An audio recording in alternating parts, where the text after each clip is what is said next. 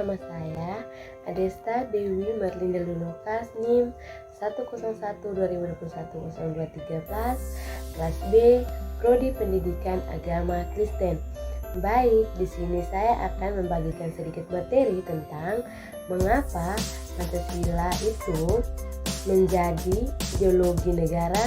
Nah, oleh karena itu kita perlu untuk mengetahui mengapa demikian. Karena ideologi merupakan seperangkat sistem yang diyakini setiap warga negara dalam kehidupan bermasyarakat, berbangsa, dan bernegara.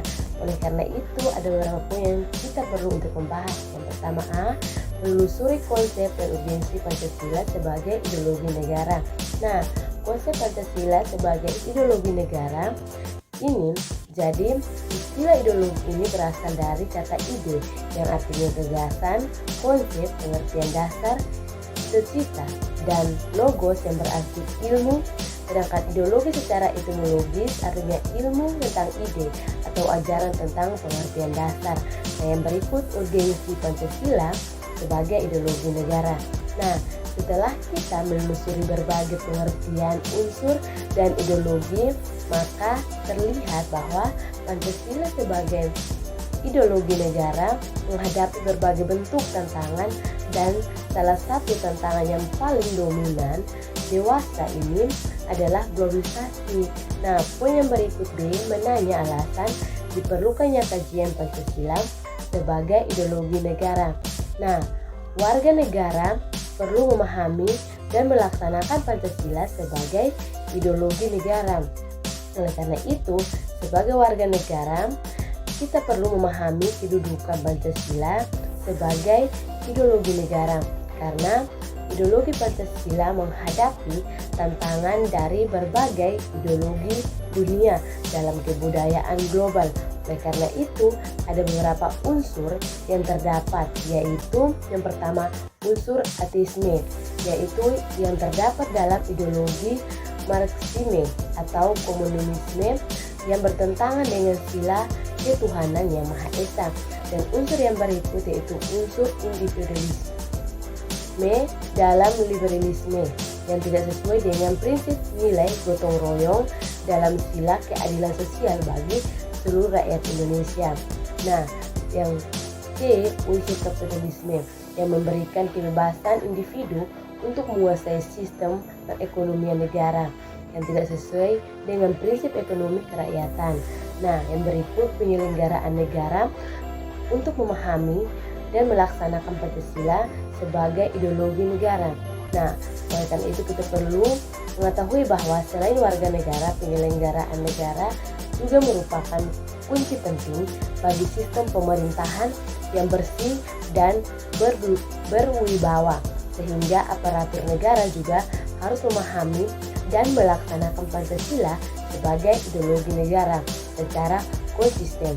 Nah, poin yang berikut C menggali sumber historis, sosiologis, politis tentang Pancasila sebagai ideologi negara.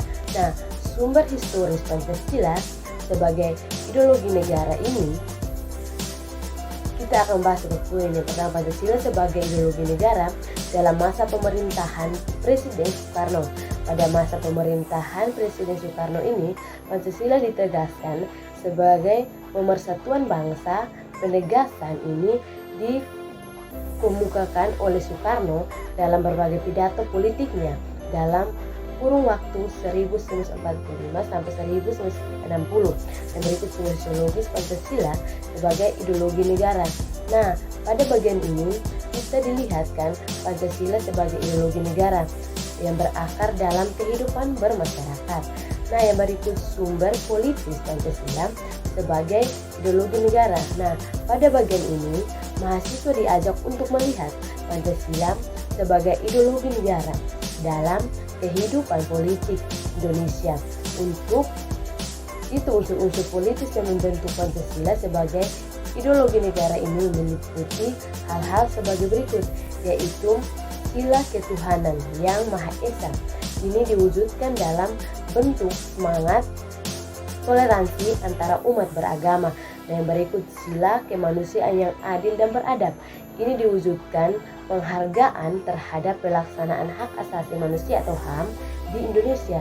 Nah, poin yang berikut D, membangun argumen tentang dinamika dan tantangan Pancasila sebagai ideologi negara.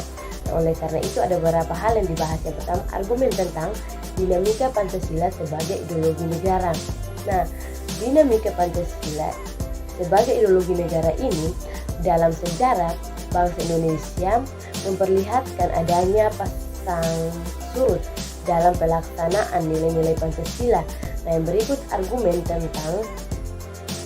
tentang tantangan terhadap Pancasila sebagai ideologi negara. Nah, pada bagian ini kita akan ditemukan berbagai tantangan terhadap Pancasila sebagai ideologi negara. Nah, unsur-unsur yang mempengaruhi tantangan terhadap Pancasila sebagai ideologi negara ini meliputi faktor eksternal dan internal. Nah, adapun faktor eksternal ini meliputi hal-hal sebagai berikut. Nah, yang itu pertarungan ideologis antara negara-negara superpower antara Amerika Serikat dan Uni Soviet antara 1945 sampai 1990 yang berakhir dengan bubarnya negara Soviet sehingga Amerika menjadi satu-satunya negara superpower. Nah, poin yang berikut mendeskripsikan esensi dan urgensi Pancasila sebagai ideologi negara. Nah, hakikat Pancasila sebagai ideologi negara ini di